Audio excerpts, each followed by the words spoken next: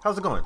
My name is Steve, AR developer, comic book illustrator, former football player, podcaster, trying to get into medical school, and today I will be talking about why you could use AR in activism. Really why use it? Because there's so many different things that we can do, and I always think about the saying, if a tree falls in a forest and no one is around to hear it, does it make a sound? It is a thought experiment that raises questions about observation and perspective. Is sound only sound if a person hears it? Does observation affect outcomes? Sound is just a variation of pressure that propagates through matter as a wave. And that's sort of a response from like my pre-med days and taking the MCAT, and that's just pure physics. There's a subjectivity of it, and then there's the objectivity of it, and how we sort of perceive those things. And this forces you to question how subjective things are, no matter how objective things seem to be. There's always a perspective and a story being told, and there will always be sides regardless of if there should or shouldn't. As we see things play out in our country, we see the conflicts come from the sides' conflicting interests. Because there's somebody for Black lives, and then there's people against Black lives. For the Black community, and all communities of color, the story of the tree falling really encapsulates their experience, and it encapsulates mine as well. If police brutality is rampant in their communities, and no one is around to see it, does it really happen? Does it really happen in white communities? And do white communities actually believe that these things are happening? And we're seeing this thing sort of come to a head. When that question is posed, it is not for communities of color to respond to. It's for white communities to respond to. White communities have, for decades, shielded themselves from experiences people of color have because of geography and because of policy. I live in Oregon, and Oregon had laws in place that restricted Black people from owning land. They were allowed to drive through Oregon, but they were not allowed to stay. And when they did stay, then there were things put in place that redlined them, that did all these things to disenfranchise them, and we're seeing a lot of that stuff happen now with gentrification and with the Vanport and all that stuff. And so decades of segregation, laws restricting Black people from owning land, redlining, over-policing, etc. The list can go on. That distance has created a narrative of police brutality as fantasy rather than reality for most white communities. Because most of the stuff that they see or interact with as it pertains to Black people are either as subservient roles in movies or on BET. And so really dismantling that fantasy and showing the real life nature of it. And we're seeing a lot of that still just kind of come to a head right now. And we're seeing with video and with imagery that the assumed fantasy is more grounded than they expected. To where because we're seeing that 8-minute and 46-second video, we're seeing really what that looks like, what police brutality looks like. And so the beauty of augmented reality is that you can place things in the real world that do not physically exist. And the word augmented literally means add.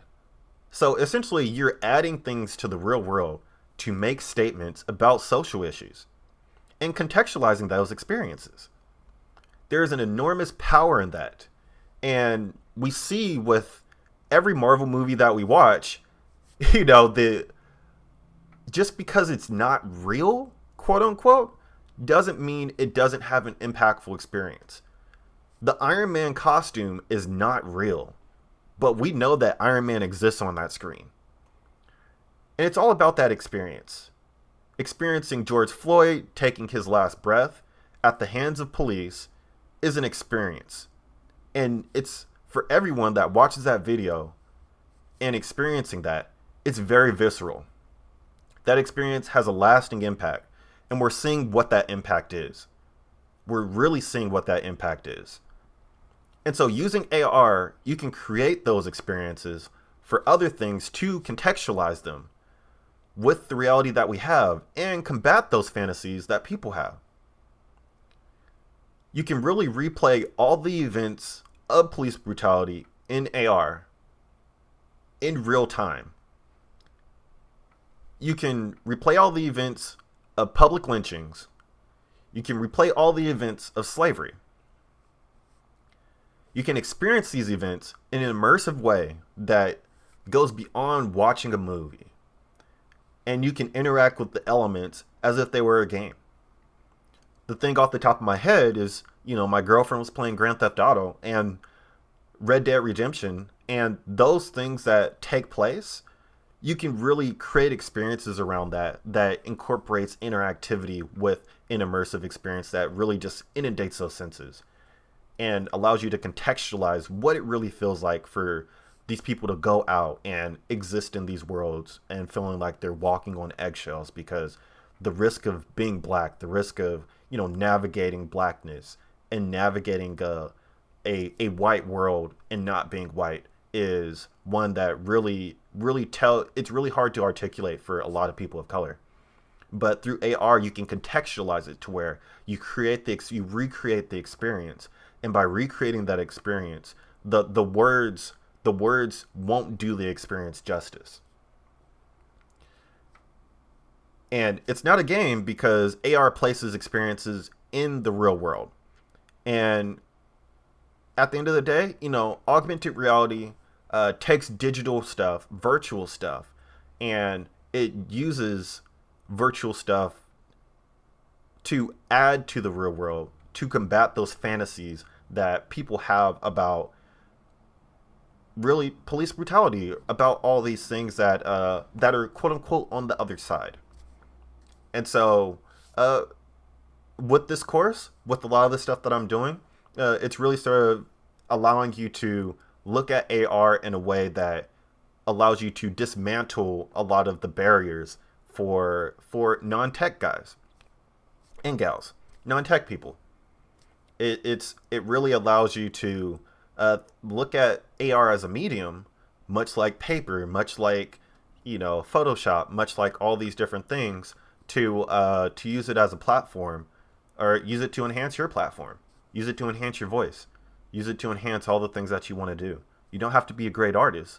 You just have to find your ways of navigating the space. And by navigating the space, you could do a lot of damage in it. And by damage, I mean making a statement. And so with that, again, thank you for watching. Thank you for listening. Thank you for following along with this. Again, we're in trying times. We're definitely in times that we will listen to and we will see books written about, because these are the impactful moments that push the culture forward. And so join me in using AR. Learn more about AR. Check out the Stucky podcast. Check out Stuck on Island's YouTube channel. Check out Iltopia. Check out Doodle Life. Check out all the things that I have going on. I'm creating a lot of stuff for people to engage and empower themselves, especially during this trying time that we have. And hopefully it sparks more conversations. And so without further ado, continue to use AR as a tool for activism.